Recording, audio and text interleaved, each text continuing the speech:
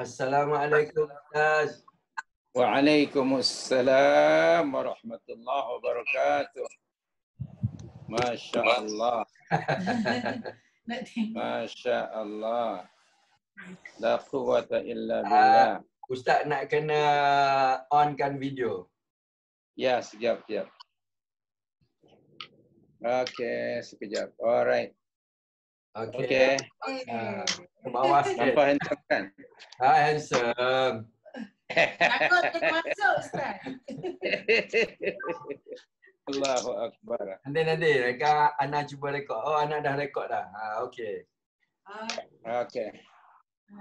Tafadhal ya Ustaz. Ya, kita dah ada 1 2 3 4 5 7 8 orang. Oh, ni mengamal lagi tugas saya kena. Okey. Alright. Bismillahirrahmanirrahim.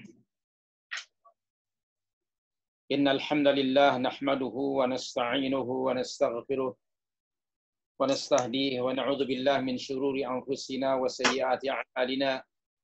May yahdihillahu fala mudilla lahu wa may yudlil fala hadiya lahu. Wassalatu wassalamu ala Rasulillah wa ala alihi wa sahbihi wa wala, thumma amma ba'du. Alhamdulillah, dengan kehendak Allah Subhanahu wa taala, kita pada pagi hari yang mulia ini dapat berjumpa melalui teknologi Zoom. Subhanallah, yang sangat bermanfaat pada era kita hari ini, dan kita sudah masuk pada new normal dalam kehidupan ini. So mau tidak mau setiap individu atau lagi anak pun terpaksa dan dipaksa diri untuk menggunakan teknologi ini bagi kebaikan bersama, insya-Allah taala. Keduanya, alhamdulillah, kita dikaruniakan Allah, dianugerahkan Allah berbagai nikmat kesehatan, antara lain kita sehingga pagi hari ini masih sehat dan dianugerahkan Allah keinginan, kehendak, himmah untuk menuntut ilmu. Kemudian memandangkan ini adalah kali pertama dan ini hanyalah percubaan saja ya, ataupun kita testing teknologi ini. Kita ada masa lebih kurang mungkin 20 minit kerana pada pukul 10 saya ada kelas lain, iaitu di section 4 Shah Alam. Dan topik yang diberikan tadi sama antum ya, iaitu apa? COVID di hati Ustaz Safwan Badri, masya-Allah. COVID di hati, masya-Allah. Ala kulli hal begini, kita sembang-sembang saja pagi hari. Yang pertama ya, Allah telah menetapkan berdasarkan ilmunya yang maha luas dan kebijaksanaannya, bahawa Allah akan sentiasa menguji hamba-hambanya. Ini ketetapan Allah Subhanahu wa taala yang kita tidak dapat lari daripadanya. Kita semuanya sudah hafal, antara lainnya surah 67 ayat nombor 2. A'udzubillahi minasyaitonir rajim. Alladzi khalaqal mauta wal hayata liyabluwakum ayyukum ahsanu amala. Selalu dan sentiasa kita baca ayat ini ya. Dia Allah Subhanahu wa taala yang menciptakan kematian dan kehidupan, liyabluwakum, to test you, untuk menguji kamu sekalian. Okay. Ayyukum ahsanu amala, dan menzahirkan keadaan kamu, siapakah di antara kamu yang lebih baik amal. Ayat yang seiras dengan ayat itu kita dapati pada surah 18 ayat nombor 7. Surah 18 ayat nombor 7, surah Al-Kahf. Allah Ta'ala, bismillahirrahmanirrahim, inna ja'alna ma'ala al-ardi zinatan laha linabluwahum ayyuhum ahsanu amala. Sesungguhnya kami telah jadikan apa yang telah di muka bumi, apa yang ada di muka bumi sebagai perhiasan baginya, kerana kami hendak menguji mereka. Siapakah di antara mereka yang lebih baik amal. Inilah ketetapan Allah Subhanahu Wa Taala dalam kehidupan kita. Jadi ayat ini ada hubung kait dengan kehidupan kita di dunia ini. Bahawa hidup ini untuk diuji dan menjalankan ujian. Hidup ini hidup kita ditetapkan oleh Allah untuk diuji dan menjalankan ujian. Kita tidak dapat lari dari ketetapan Allah ini. Ujian Allah ini terus berlaku dan terus-terusan akan berlaku dan terjadi selama kita hidup.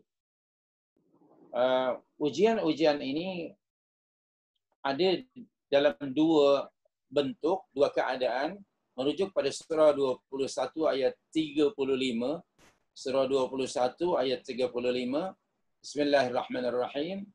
Kullu nafsin dha'iqatul maut wa nabluukum bisyarri wal khairi fitnatan wa ilaina turja'un. Tiap-tiap diri akan merasai kematian dan kami menguji kamu dengan kesusahan dan kesenangan. Jadi ujian daripada Allah ni dalam bentuk kesusahan, keperitan hidup dan juga kesenangan. Di antaranya berhubung kait dengan apa yang telah ditetapkan oleh Allah ke atas kita, dunia pada amnya dan termasuk kita di Malaysia ni mula bulan Mac kalau tidak salah, iaitu Allah menguji kita dengan satu musibah. Dengan satu ujian yang disebut dengan musibah. Okey, membincangkan tentang musibah ini, saya ingin merujuk surah 57 ayat nombor 22. Surah 57 ayat 22. Firman Allah Subhanahu wa taala, Bismillahirrahmanirrahim. Surah Al-Hadid ya. Al-Hadid ayat 22.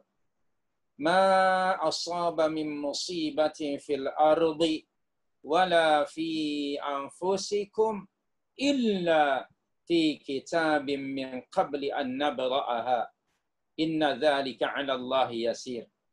Tidak ada sesuatu musibah, kesusahan atau bala bencana yang ditimpakan di bumi dan tidak juga yang menimpa diri kamu melainkan telah sedia ada di dalam kitab, yakni pengetahuan kami sebelum kami menjadikannya.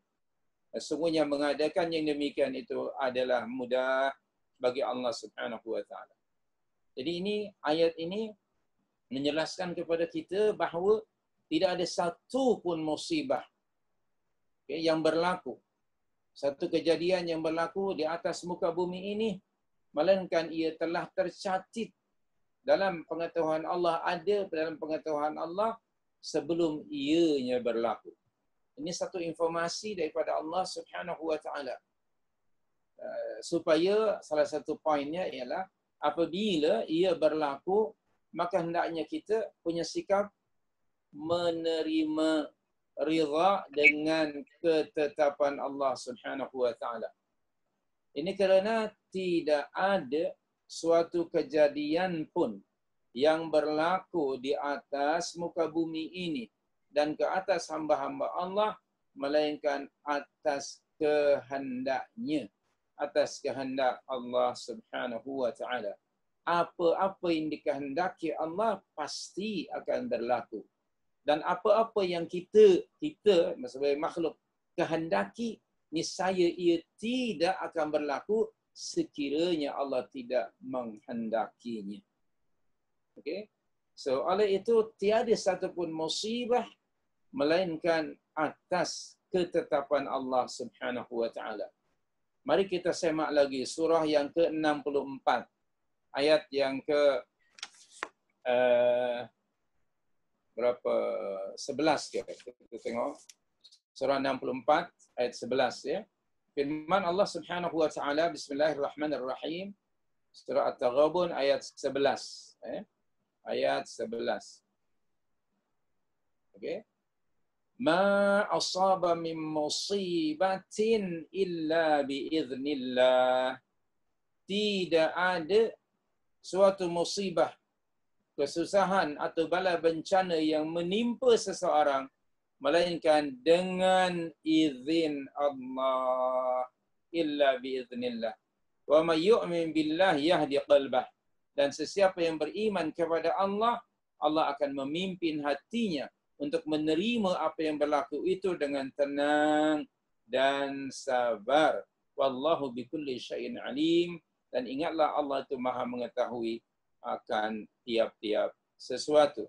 Oleh itu iringi dengan ayat berikutnya, wa ati'ullaha wa ati'ur rasul, ayat 12 tadi ya, Cik ni. Surah, masih di surah yang sama, ayat 12 tadi. Wa ati'ullaha wa ati'ur rasul fa in tawallaitum fa innama ala rasulina al-balagul mubin. Okay. Allahu la ilaha illa huwa wa 'ala Allahi falyatawakkalul mu'minun. Okey, kesimpulannya tadi bahawa tiada satu pun musibah, tiada satu pun musibah yang berlaku. Sekejap ya, sekejap.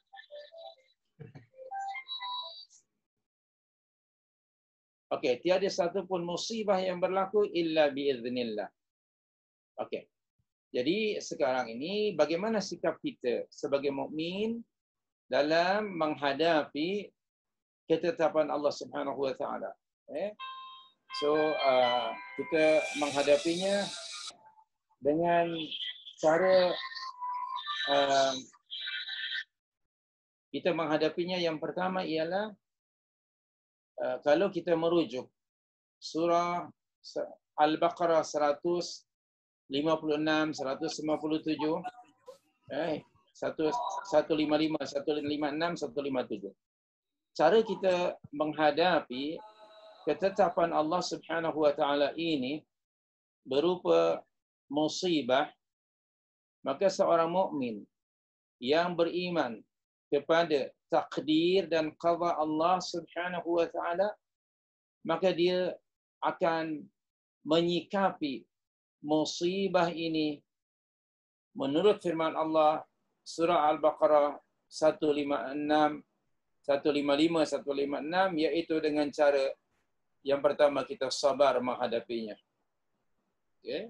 Wa basyiris sabirin, di hujung ayat 155. Okey. Yang kedua, setelah kita sabar tadi, segera ucapkan kalimah istirja' di ayat 156, iaitu lafaz inna lillahi wa inna ilaihi raji'un.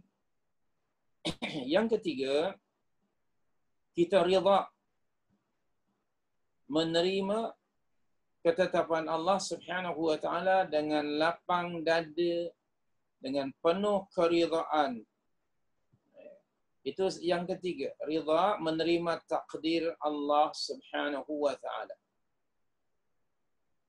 Itu salah satu di antara tuntutan beriman kepada takdir dan qada Allah. Kita menerima ketetapan Allah sama ada yang baik ataupun yang buruk. Okey. Kemudian yang keempat, ketahuilah, yang keempat ialah kita mesti menyikapi apa-apa musibah yang berlaku dengan husnul dhanni billah. Bersangka baik kepada Allah Subhanahu wa taala. Kerana apabila berlaku satu-satu musibah, sebenarnya Allah tidak bermaksud untuk membebani seorang hambanya yang beriman. Sebaliknya, kalau kita rujuk pada hadis yang sahih terdapat dalam kitab Riyadhus Shalihin, volume pertama, bab sabar. Ada satu hadis di situ yang mafhumnya apabila Allah Subhanahu wa taala mengasihi, mencintai seorang hamba-Nya, maka Allah mengujinya. Subhanallahil karim.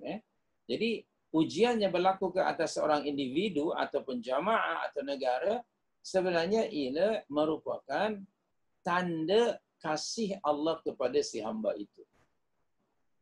Oleh itu, kesan daripada sabar, ridha, menerima takdir Allah, kata Rasulullah SAW dalam salah satu juga hadis kitab Riyadhus Shalihin bab sabar, kata Nabi SAW, mafhumnya, satu-satu musibah itu ianya menjadi azab bagi orang kafir, tetapi menjadi nikmat bagi orang yang beriman. Okay? Sebab bagi orang yang beriman, dia meyakini bahawa musibah itu adalah memberi kebaikan padanya. Tiada satu pun ketetapan Allah melainkan semuanya baik belaka. Okey?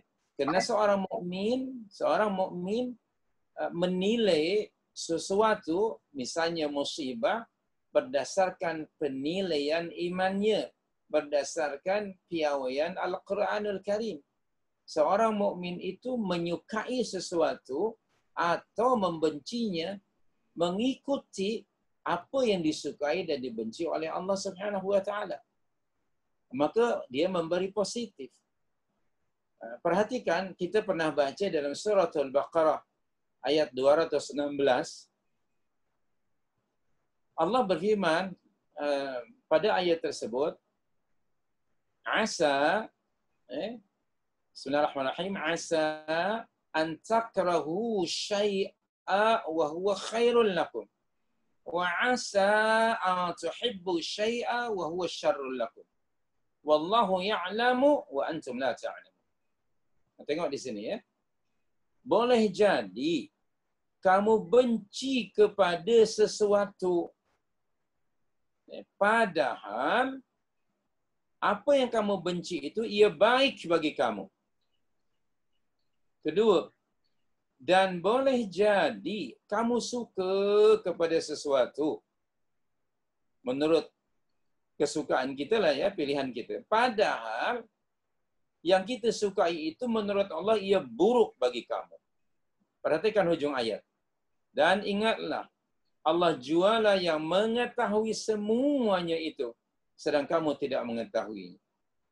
Kenapa kita mesti rida menerima takdir Allah yang menimpa ke atas kita dan positive thinking? Kerana itu baik bagi kita. Kita tidak tahu apa di sebalik musibah yang diinginkan oleh Allah Subhanahu wa taala. Memandangkan kita tidak tahu, maka kita mesti punya positive thinking. Baik sangka kepada Allah Subhanahu wa taala. Dan jangan membenci musibah yang berlaku. Sebaliknya, kita sukailah. Kerana tadi disebut, ia sebagai tanda Allah sayang kepada hambanya. Keduanya, Nabi SAW mengatakan bahawa apa-apa musibah itu akan menjadi apa? Penebus dosa-dosa. Maka bagi orang mukmin musibah itu jadi nikmat. Dia sabar menerimanya tadi kan. Kemudian menjadi sebab dosa-dosanya diampunkan Allah Subhanahu wa taala. Bahkan bila dia terus sabar dan menerimanya, maka Allah menjanjikan pahala yang luar biasa bagi mereka yang sabar, open minded ataupun baik sangka kepada Allah Subhanahu wa taala.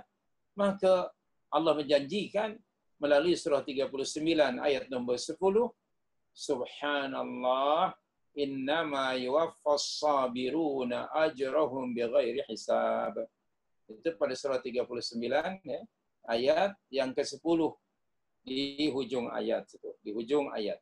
Okay. Innama yuwaffas sabiruna ajrahum bighairi hisab. Sesungguhnya orang-orang yang bersabar sahaja yang akan disempurnakan pahala mereka dengan tidak terkira. Jadi dari keterangan-keterangan ini, apa yang berlaku ke atas kita, misalnya COVID-19, gunakanlah minda, mata, pandangan, kacamata yang positif bahawa ini semuanya adalah baik belaka untuk kita. Dan di antara hikmah kebaikannya, ramai orang sekarang ini, subhanallah, ada yang menggunakan masa PKP ini berada di rumah, dia ada yang membaca, mengkaji, menghafal kan. Kemudian menggunakan teknologi yang terkini untuk mendengar bermacam-macam ceramah dan taujihat, nasihat daripada para ulama sama ada tempatan ataupun luar negara.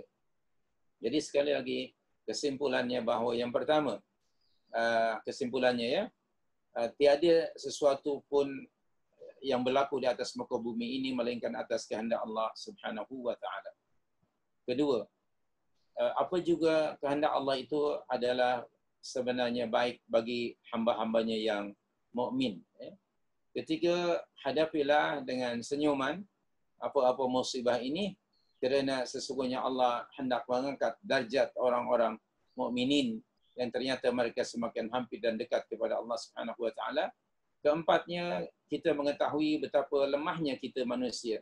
Walaupun ramai atau ada manusia yang membanggakan dengan teknologi yang terkini, ternyata dengan hanya satu jenis virus saja, manusia tidak punya kekuatan apa-apa. La haula lana wala quwata illa billah. Kemudian dengan musibah ini juga, alhamdulillah, berhentilah segala kemungkaran dan kemaksiatan. Tidak ada lagi judi dan lain sebagainya lah dengan satu musibah. Kita ni selama ini melakukan umpamanya al-amru bil ma'ruf wan nahyu 'anil munkar, kesannya tidak seberapa. Allah kirim dengan satu jenis virus saja, subhanallahil karim.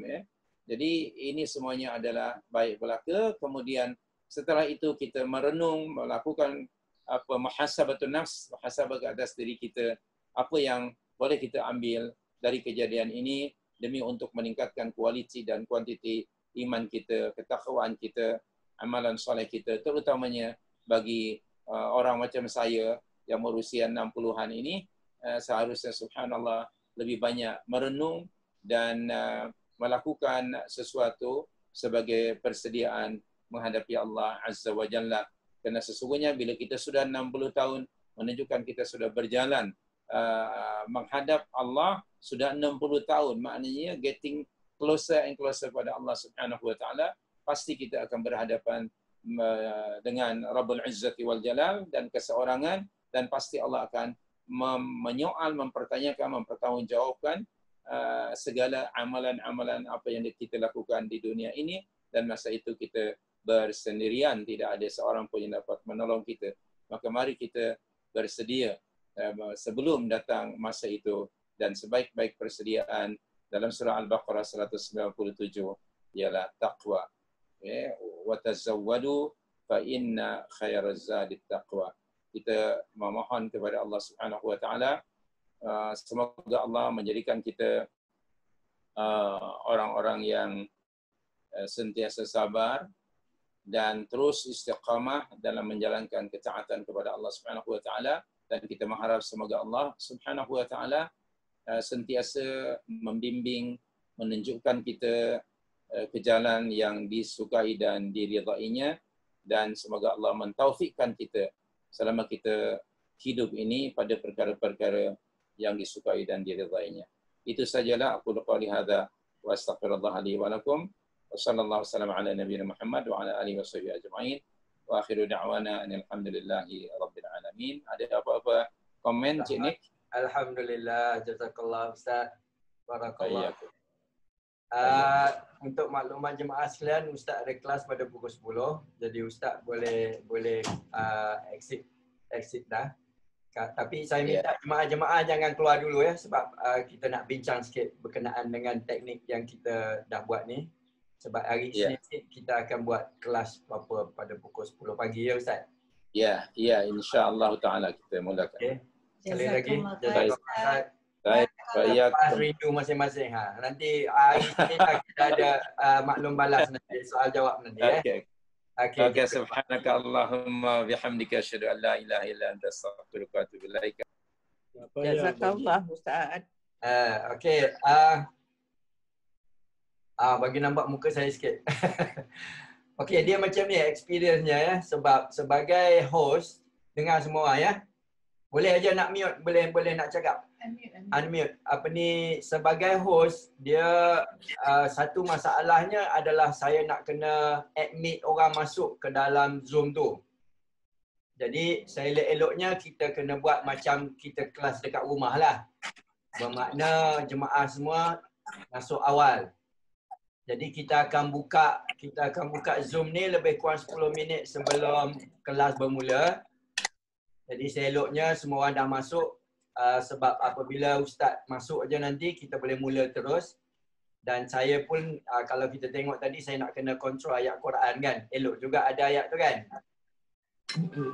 Jadi ayat Quran tu saya nak kena share. Dan jemaah juga nak tolong ingat saya kalau butang rekod tu tak menyala, tolong ingatkan supaya rekod ya.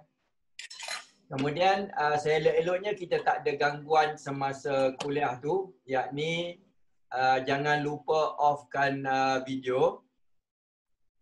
Jangan lupa offkan video masing-masing dan kalau boleh masing-masing terus unmute, terus mute. Boleh je saya mute kan.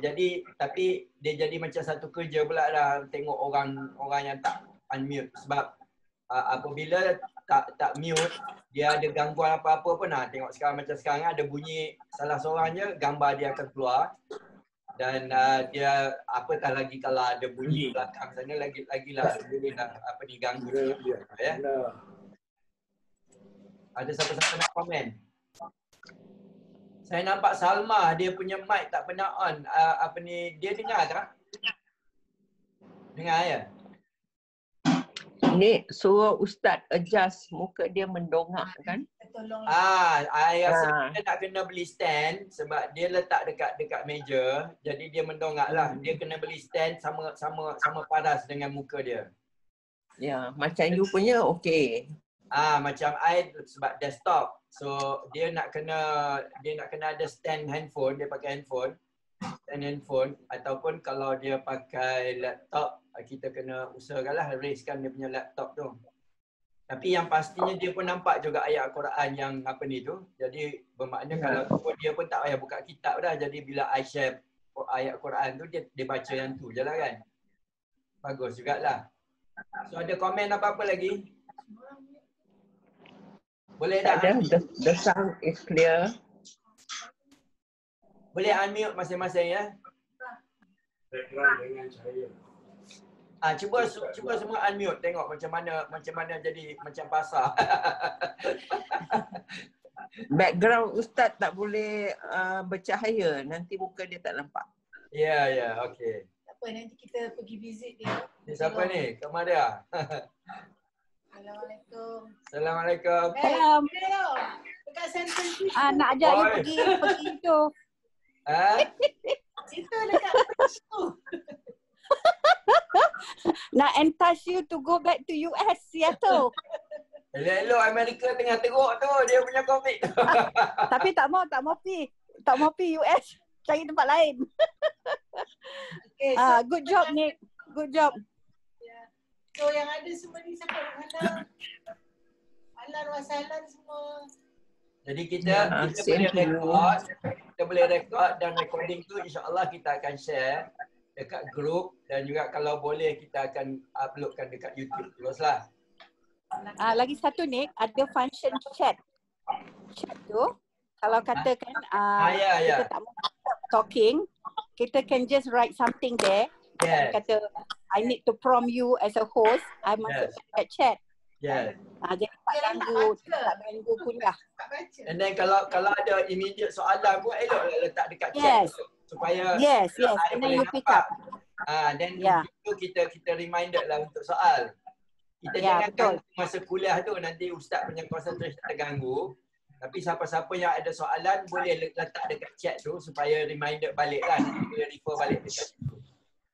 Ya. Bagus juga ni teknologi ni I rasa. Bukan bagus juga, bagus. Yalah, jimatkan. Memanglah Asia dia duduk online je sentiasa selama ni. Pada I bagus sangat. Ya. Ya betul. Memang betul, Cia. Kami tadarus dengan imam memang pakai Zoom aja. Ya. Tadi kita ada lebih ni ada lagi. Kenapa Syam dah keluar masuk balik. Tadi kita ada lebih kurang dekat 20 orang. Jadi alhamdulillah lah. Cuma Monday ni minta masing-masing masuk awal ya. Dalam pukul 10 minit sebelum apa ni tu, kita akan on kan. I think kita Ya, apa? Ni kan boleh dapat yang screenshot yang participant punya gambar semua tu tak keluar pun. Ada. Kalau kita press. Yeah, but Ada. don't. Dia cuma tiap-tiap kali